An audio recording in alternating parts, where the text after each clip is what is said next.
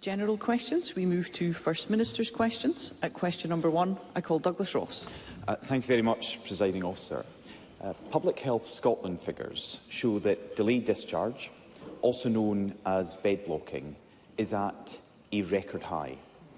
And another set of new figures reveal, according to the charity Macmillan, their words, devastating delays in cancer treatment. And right now, 1 in 7 of our fellow Scots is on an NHS waiting list. So given all of this, why does our health service not make it onto the first page of the SNP's priorities? First Minister. As I've explained to Parliament before, the issues that Douglas Ross raises with me of delayed discharges, which I accept are far too high, and the Government is in active dialogue with local authorities and health boards to reduce those numbers. Cancer waiting times, we're treating more patients with cancer, with increased personnel in the health service working to deliver on cancer care. And within the health service as a whole, we are allocating more resources to ensure that the health service is able to meet the rising demand, which has increased in the aftermath of COVID, with the health service occupying a much larger proportion of our budget than was the case before. But there is, of course, a link between the condition of the health service and the question of independence, and that is the question of financial control. And what worries me, and it's not just me, it's been expressed by the Institute for Fiscal Studies as well, is there a conspiracy of silence at this moment about the funding of our public services and our health service between the Conservatives and the Labour Party. And the issue is this: we are not confronting the consequences of 14 years of austerity, but for Scotland, independence is the way to do that. Douglas Ross. I was speaking about Macmillan saying there are devastating delays in cancer treatment and John Swinney goes for independence. And he spoke about delayed discharge and said he was in active dialogue with local authorities. Yes, that active dialogue is telling them they're getting their budgets cut yet again by this SNP Scottish Government. On the SNP's watch, Scotland's NHS waiting times are at some of their worst levels ever. They've made Scotland the drug death capital of Europe. Alcohol deaths are now at the highest level for 16 years, and life expectancy in Scotland is lower.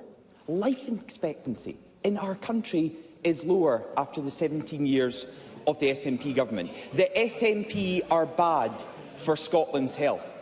Now, we're all sick of hearing about what's on page 1, line 1.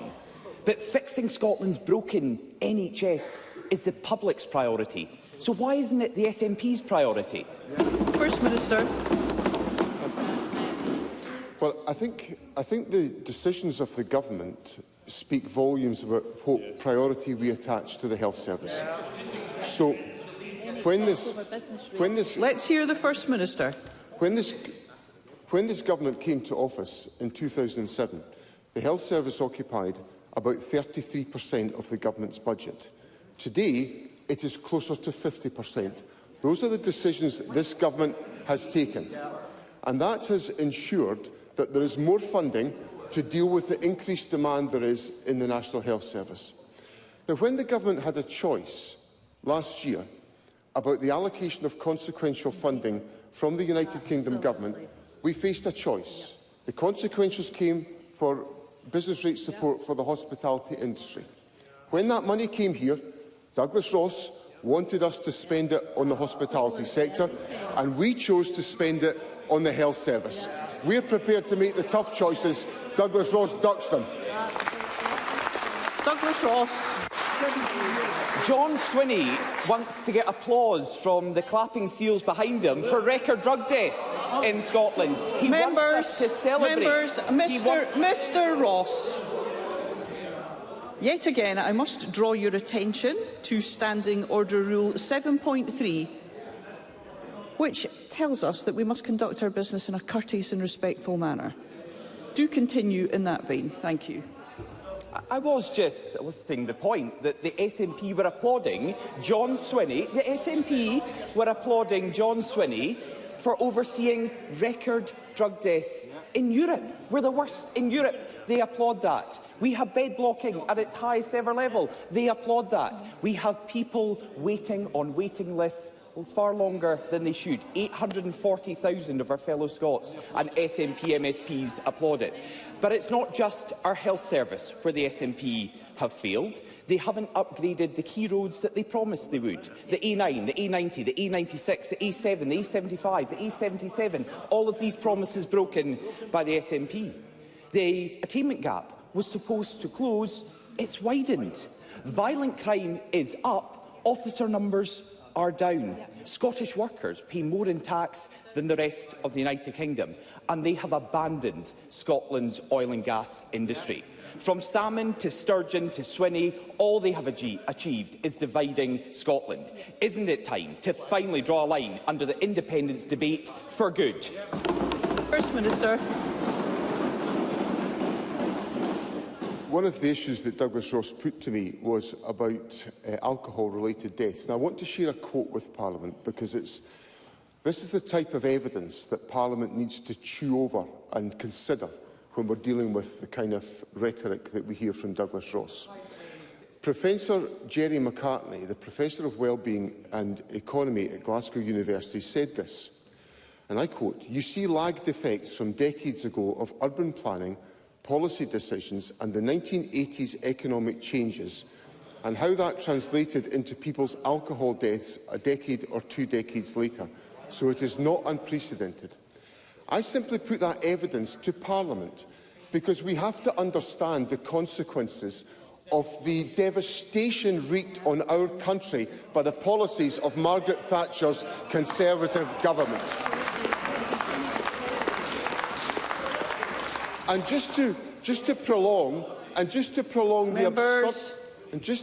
the absurdity of Douglas Ross's position, Douglas Ross has set out a manifesto this week which commits to repairing the roads, ending long NHS waits, restoring schools, making Scotland safer.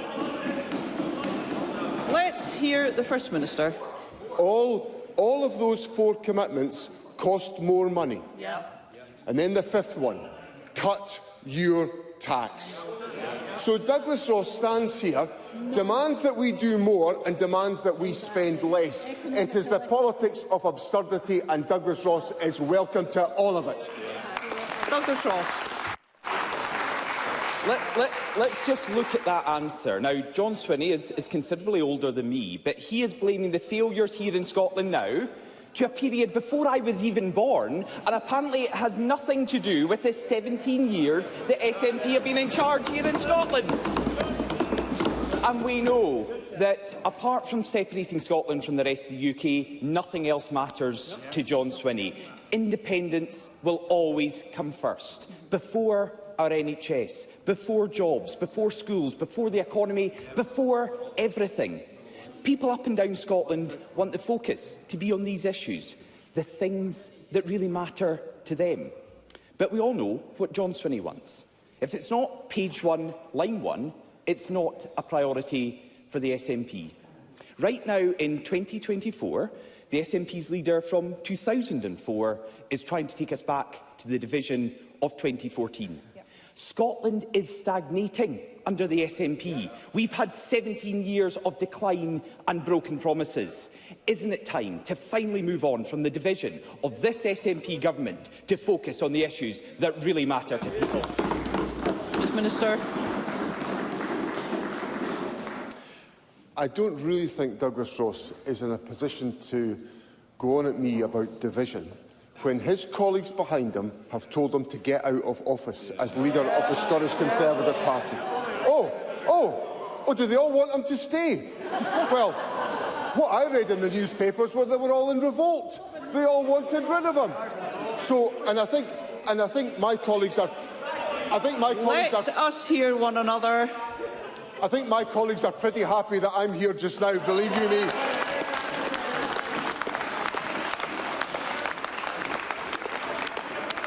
And let me Let's hear one another. And let me just tell Douglas Ross why independence matters. People in this country are suffering because of the... We will hear the First Minister. Because of the consequences of 14 years of Conservative austerity. They are suffering because of the Conservative obsession with Brexit, which is damaging our economy. They are suffering because of the cost of living crisis escalated by the ludicrous behaviour of Liz Truss and Kwasi Kwarteng, which Douglas Ross wanted me to emulate. Independence is the solution to austerity, Brexit and the cost of living, and we're going to see the back of Douglas Ross as well. Question number 2, Anna Sarwar. Presiding Officer, long waits are forcing those who can afford it to go private. A two-tier health service in Scotland is now beyond question. If you can stump up the cash, then you can get the care you need. But we all value an NHS free at the point of use. Yet Scotland is sleepwalking into sacrificing this principle, threatening the very existence of the National Health Service as we know it. Not my words, Presiding Officer, the words of Dr Ian Kennedy, the chair of BMA Scotland, talking about the NHS in Scotland right now on the SNP's watch. Is Dr Kennedy wrong? First Minister. I have the greatest respect for the comments of Dr Kennedy, and I listened and read Dr Kennedy's comments with great care, and I take them seriously, because Dr Kennedy makes a significant warning to us about what lies ahead. Absolutely. I have been completely candid. I have been... Well, let's...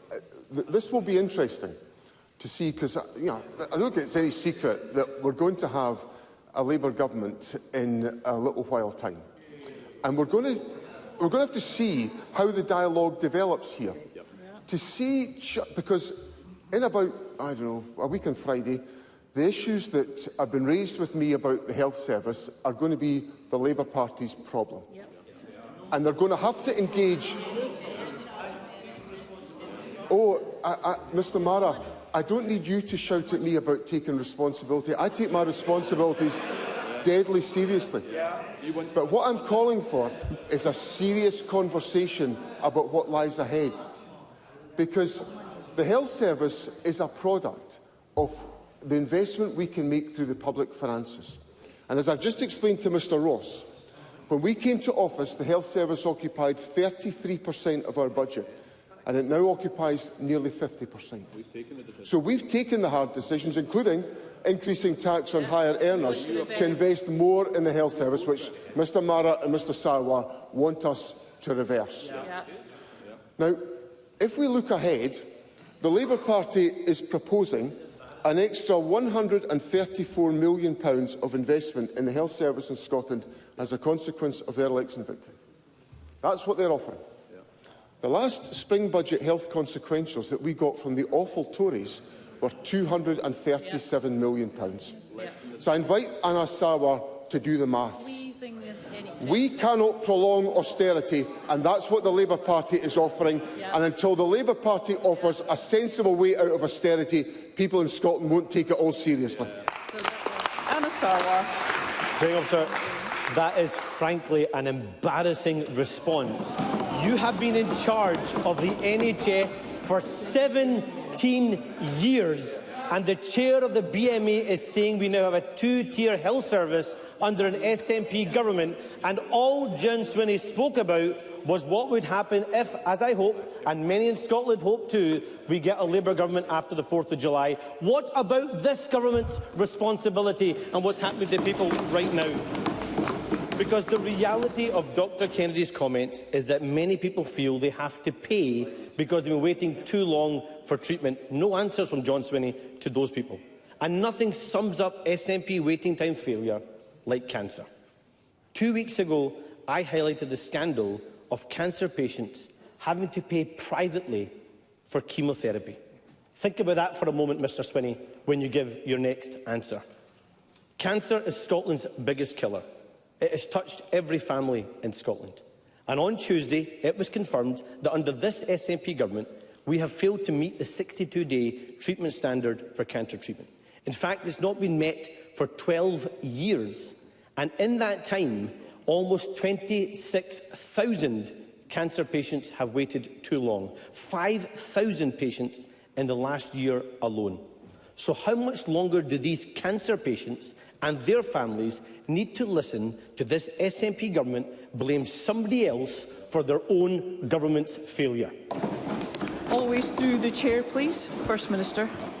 So let me go through some of the steps that we've taken to strengthen cancer care within Scotland and to demonstrate the increased level of activity that is taking place. Firstly, in relation to the significant increase in postings that we have in cancer care, we have funded the creation of 15 extra posts in clinical oncology, 6 in medical oncology, 68 in clinical radiology and 10 in clinical interventional radiology.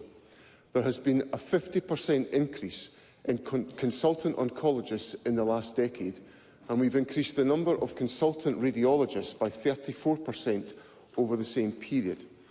Now, if we look at the volume of individuals being treated, over 15% more patients were treated on 62-day urgent suspicion of cancer pathway than in late 2019 before the COVID pandemic.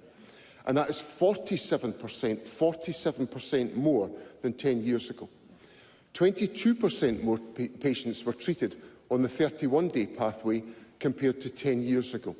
So my answers there are directly addressing Mr Sarwar's point about what are we doing to treat and support more people. We're expanding the number of people delivering that specialist care, and we are making sure that more patients are being treated on both the 31-day and the 62-day pathways. Now, there are also other measures being taken, such as, for example, the rapid cancer diagnostic services that are now being delivered in parts of the country. In NHS 5, for example, the average wait for referral from diagnosis has gone from 77.5 days to 11.4 days. In Dumfries and Galloway, that average wait has gone from 78.7 days to 13.6 days. So I put that information on the record to reassure members of the public that the government is investing, we are treating more people, and more people are being treated more quickly. But I accept there remain challenges in the delivery of healthcare and in cancer care, and that is why I believe we have to have an honest conversation about the financial support that is required to support investment in our health service. Absolutely. There are many members who wish to put questions today, and I'd be grateful for more concise questions and responses. Anna Sarwar. I can't wait to have that honest conversation about the performance of this SNP government when it comes to the NHS in the run-up to election in 2026, and neither can many people across the country. 5,000 patients last year waited too long to get their cancer treatment. And I said last week that long waits cost lives, because we all know that the faster someone gets treatment, the higher their chances of survival from cancer. Now, earlier this month, Professor Farah Din of the Royal College of Surgeons of Edinburgh told the Scottish Parliament Health Committee, and I quote, "As a cancer surgeon, when patients in my clinic ask me when their operation will be, that is a very difficult conversation to have. Each of those people is part of a family, and their anxiety is for them. There's also anxiety for our clinicians, because we are trying to deliver care, but we cannot deliver the high standard of care that we've been trained to deliver." First Minister, 26,000 cancer patients and their families have faced this anxiety and waited too long on the SNP's watch. Can you explain why to them and their doctors? First Minister. I've set out in considerable detail, and the presiding officer has asked me to keep my remarks limited, so I won't repeat all that I've just put on the record in my answer. But what I said in my answer is a demonstration of two things. One, the investment in specialism and specialist capacity to enable us to treat cancer patients. And two, being prepared to put the resources in to enable that to happen. That has not happened by accident. It happened because ministers in this government took a decision to increase tax for higher earners so we could spend more on health than was provided by the UK government in consequentials. And secondly, that we decided not to pass on a bar not consequential to the hospitality sector, but instead to invest that in the National Health Service. Now, I'm contributing to the debate just now, acknowledging the significant pressures on the National Health Service, but also the significant burden created by prolonged austerity. What I worry about, and I worry about it deeply, is I do not hear a willingness on the part of the Labour Party to take a different course of direction, to invest more in our National Health Service to ensure we can deliver the care that people require.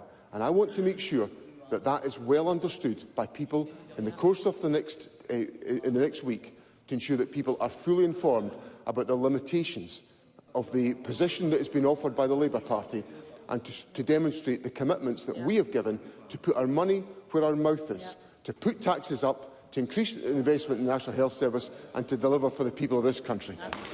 Question number 3, Alex Cole-Hamilton.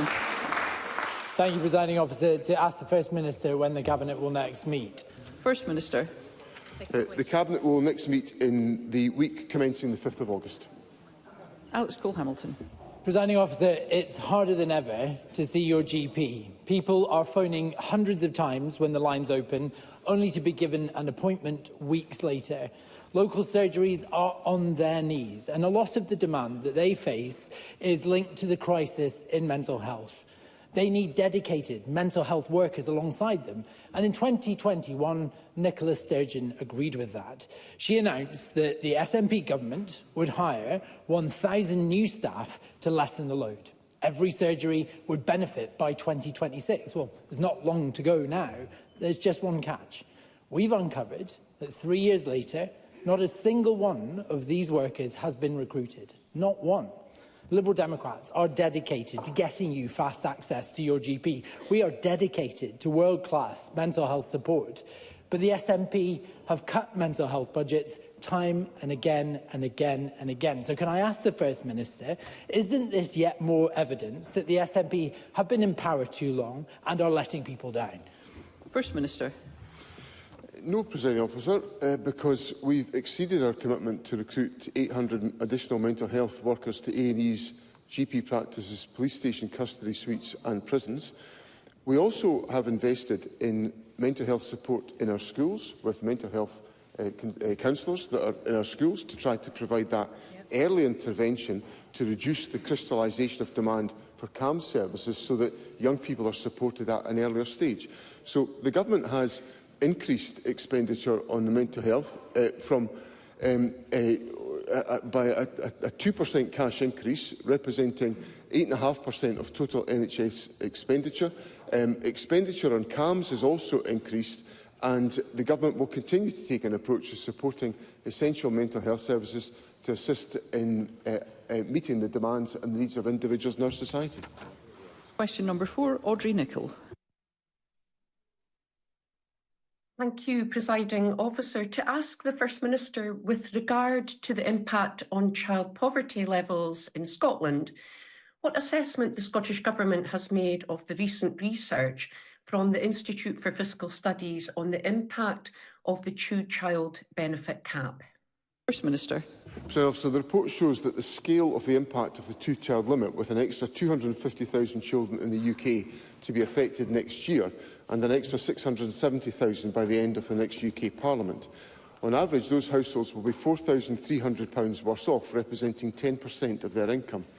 The evidence is overwhelmingly clear. Scrapping the Westminster policy will immediately lift children out of poverty. So it's frankly breathtaking that the Labour Party is committed to keeping the two-child cap in place, offering no change to the Tories' austerity agenda. Audrey Nicholl. I thank the First Minister for that response. As he's outlined, the IFS research indicates that when fully rolled out, the two-child benefit cap, which is supported by both Labour and Tories, will affect 1 in 5 children, costing families an average of £4,300 a year. So can I ask the First Minister if he can advise what assessment the Scottish Government has made of the impact on child poverty levels if an incoming UK Government reversed this cruel policy? First Minister. So the recent analysis by the Government has estimated that reversing the two-child limit and reintroducing the family element of universal credit would lift 10,000 children out of poverty in Scotland. That, of course, would be welcome, in addition to the effectiveness of the child poverty measures the Government is already taking, where on the Scottish Child Payment and on other measures we are keeping 100,000 children out of poverty as a consequence, and it would be of assistance to us in achieving the fundamental aspiration of this Government, which is to eradicate child poverty, if we were to have the assistance and the support of measures from the United Kingdom Government by the lifting of the two-child limit, rather than the prolonging of child poverty as a consequence of the maintenance of what is an immoral policy. Question number 5, Murdo Fraser. Thank you, Presiding Officer. To ask the First Minister, in light of the reported number of serious and fatal accidents on the A9 trunk road in recent weeks, what progress is being made on the dualling project? First Minister. President Officer, we are all aware of the harm, disruption and inconvenience caused by road traffic accidents, including the most recent incidents on the A9.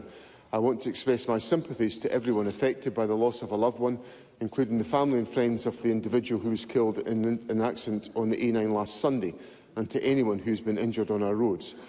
As I confirmed at the cross-party meeting I chaired on Tuesday, this Government's commitment to dualling the A9 is steadfast, and progress has been made on the timetable that was published in December. Since then, we have progressed the purchase of land for 4 sections in the programme. The procurement of the Tay Crossing to Ballinlough project began in May, and I can advise Parliament today that we are nearing completion of the procurement process and will shortly award the contract for the dualling of the Tomatin to Moy section. Murdo Fraser. I thank the First Minister for that response. He is aware that the busy summer tourist season always brings a spate of serious and fatal accidents on the A9. The latest of these, as he's alluded to, was on Sunday at Calveen with the death of a motorcyclist. This is a terrible tragedy for the family of the man killed, but there was also massive disruption on this major busy arterial route, with the road closed for 7.5 hours, leaving motorists and bus passengers stranded. I'm sure the First Minister would want to join with me in thanking local residents and businesses in Blair Atholl who stepped in with food, drink and accommodation to help those who were affected. But these tragedies will continue until we see the A9 dualled in full, which the SNP government promised would happen by 2025. That promise was broken. The First Minister now says the dualling programme will proceed. Why will it be different this time? First Minister. First of all, let me associate myself with the remarks made by Murdo Fraser in relation to the assistance provided by my constituents in the Blair Atholl area. The community around Blair Atholl in Pitlochry and Dunkeld has had a lot of experience in previous incidents of providing support, and I express my warm thanks to individuals who helped. I should also, for completeness, say that settlements north of the accident at Calveen in Dalwhinnie, Canusia and Newtonmore were also providing assistance to motorists who were inconvenienced. The accident that took place at Calveen was in a particularly difficult place on the road to enable alternative diversion routes to be put in place, that therefore involved long diversion routes and significant amounts of disruption. And I've asked Transport Scotland, with the Transport Secretary, to look again at the handling of that incident to be certain that all assistance that can be provided will be provided. In relation to the latter part of Mr Fraser's question, the Government, of course, has had to address a number of major infrastructure projects that were part of the ongoing programme that we inherited when we came to office, and some other projects that emerged that had to be addressed. So the Government has completed satisfactorily the Borders Railway, the Leavenmouth Railway, the Airdrie-Bathgate Railway, expansion of a number of stations, the Aberdeen Western Peripheral Route, which was promised for 40 years and never delivered, the Queensferry Crossing, the M80 completion, the M8 completion and the M74 completion. We've brought forward... Briefly, First Minister. I will do, First Minister. We brought forward the improvements at Luncarty to Passaburnham on the A9, Kincraig Dalradi, Crewbenmore and the Ballinlough junction. So I hope that gives Mr Fraser confidence that the Government delivers. Fergus Ewing. Presiding Officer, on Tuesday this week, a cross-party group of MSPs representing all but one parties in the Holyrood Chamber met with the First Minister to discuss the acceleration, the speeding up of the timetable of programming for dualling the A9. Can he now confirm to us all, to Scotland, that he will give the most serious consideration to this plea with officials and industry, and also in any financial instrument deployed, will he seek to include provision to deliver our promise on the Nairn bypass as well? First Minister. Well, the Government is committed to delivering the the Nairn bypass and also the dualling of the A9 from Inverness to Nairn.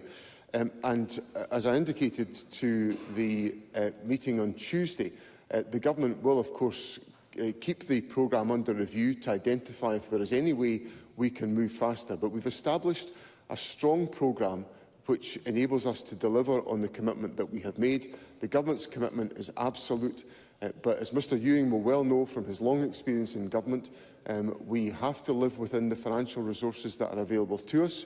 We will deploy creativity in trying to expand those resources available to us, but if our capital budget is being cut by 10%, that is a significant challenge to any government of any political colour.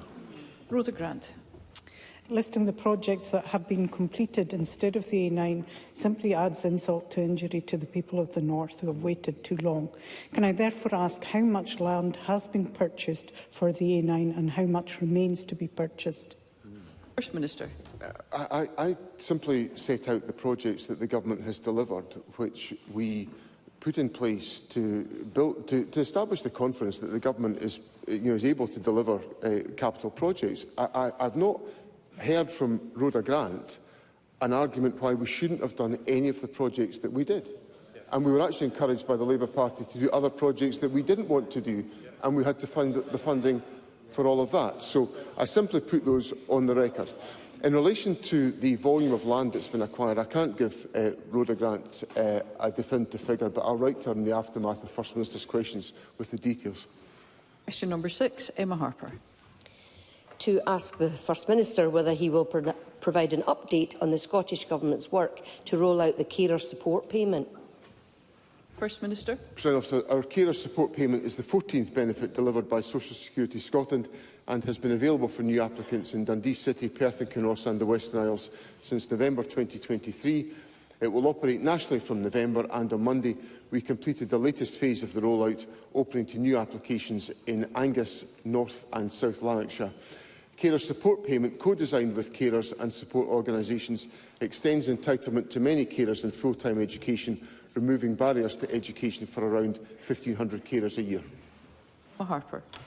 I thank the First Minister for that response. Carer support payment is Scotland's 14th transformative devolved payment, and it is benefiting many young carers who would simply not be receiving the financial support they deserve elsewhere in the UK.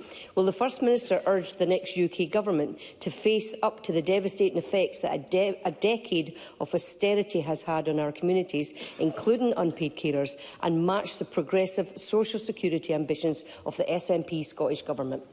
First Minister. In relation to the point that Emma Harper makes about the impact of the carer support payment on young people, I might add that from Monday we've extended eligibility for 16 to 19-year-olds in full-time secondary education with exceptional circumstances to have access to that payment, and I do hope that helps to address some of the issues that she raises. The Government is committing a record £6.3 billion for benefits expenditure, which is £1.1 billion more than we received from the United Kingdom Government for Social Security through the block grant, demonstrating our commitment to tackling poverty.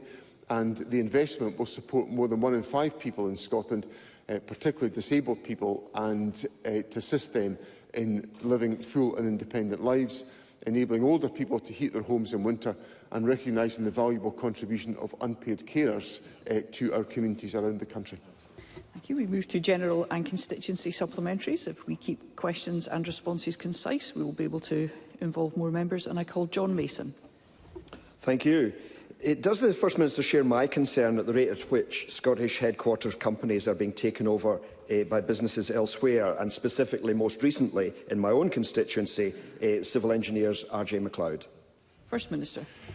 I do understand the concern. I understand the anxiety, particularly for employees of these organisations.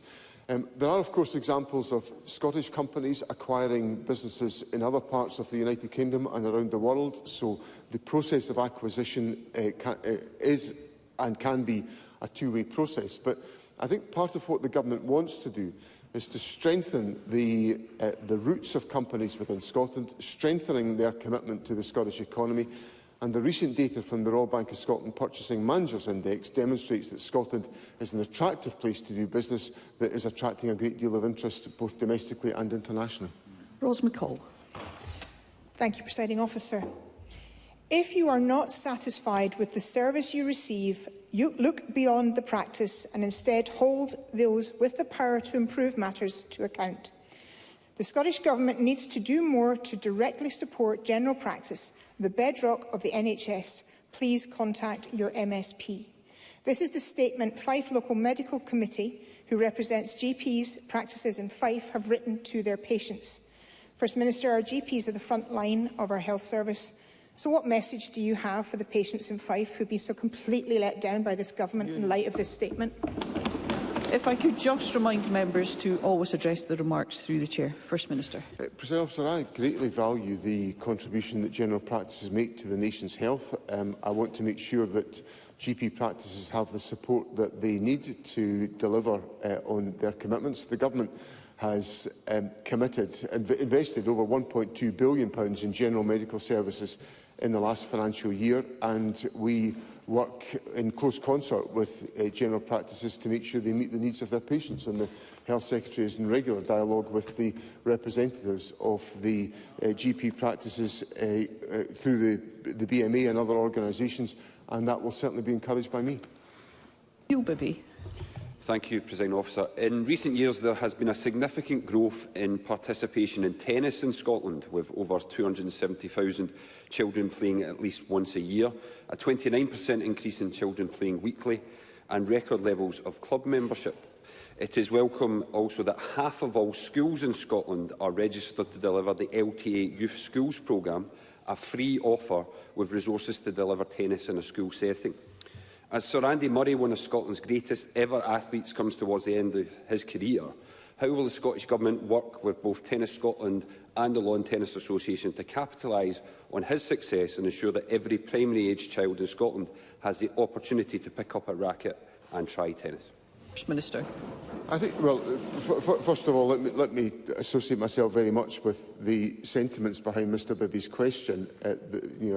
Sir Andy Murray has given exceptional, demonstrable leadership to the encouragement of participation in sport as a consequence of his incredibly successful career, and he has been a great ambassador for Scotland and an ambassador for tennis and for sport.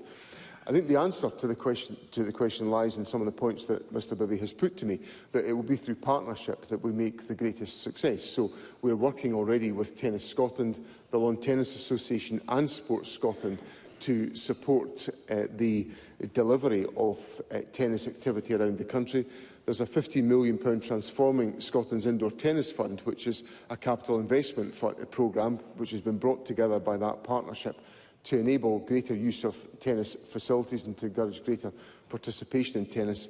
And I assure Mr Bibby of the Government's willing engagement to work with partners to deliver that increased participation. No Whittam. Thank you, Presiding Officer. A recent study from researchers at the London School of Economics has indicated that UK government austerity spending cuts cost the average person in the UK nearly half a year in life expectancy between 2010 and 2019. Given the further substantial austerity cuts that the IFS has warned that both Labour and the Tories are planning, can the First Minister advise what assessment the Scottish Government has made of the impact these Westminster cuts on public health in Scotland? First Minister. President Officer, I think it's very clear that the evidence points to the really acute difficulties that Elena Whittam puts on the record today, that if there is a prolonged reduction in public expenditure, it will cause harms to the population. That is what we are wrestling with today. And that is why I say there has to be a change of direction in the public finances. We have taken decisions here to expand public expenditure to enable investment in our public services. We need to see the fiscal climate of the United Kingdom catching up with us to enable there to be greater investment in the public services of our country. Graham Simpson. Thank you. I've been contacted by a constituent with a 38-year-old niece in Lanarkshire who has breast cancer. Treating that will ultimately affect her fertility, but because she's past her 38th birthday, NHS rules say she must pay £5,000 for fertility preservation treatment. If she was an otherwise healthy woman, she could get IVF on the NHS into her 40s, rightly so. But I don't think that's a very fair situation for anyone with breast cancer. So will the First Minister agree to look into this situation as a matter of urgency? First Minister.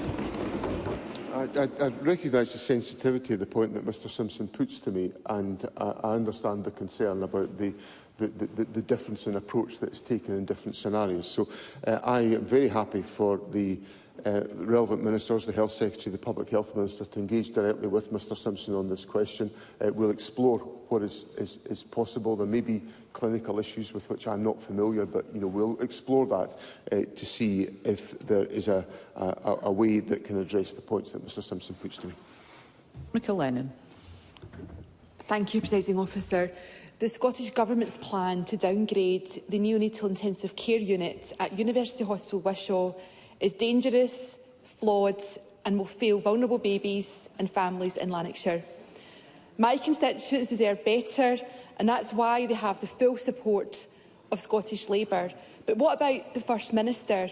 Will he listen to parents, families and healthcare experts and save the unit, the UK award-winning unit, or will this SNP government continue to defend the indefensible? First Minister. I understand this is a very significant and sensitive issue in the Lanarkshire area, but the conclusions that have been arrived at by a very detailed and comprehensive process of evidence gathering, and they are based on clinical advice that I think it would be impossible for the government to ignore. So the information that has been gathered together points to the changes that are being proposed, and that approach is based on evidence. Now, this is, of course, an issue looking at babies that are at an extreme level of vulnerability, and as a consequence, I think the logic follows, and the evidence points to this. There is a need for very sophisticated intervention to maximise the possibility of sustaining life. So, on that evidence, I think it would be difficult for ministers to ignore that compelling evidence that has been put in front of us. I understand the strength of feeling on this question, but there is a need for ministers to act with responsibility in relation to the evidence that's put in front of us. Jamie Green. Thank you, Presiding Officer. Can I start by declaring an interest as convener of the cross-party group on Taiwan?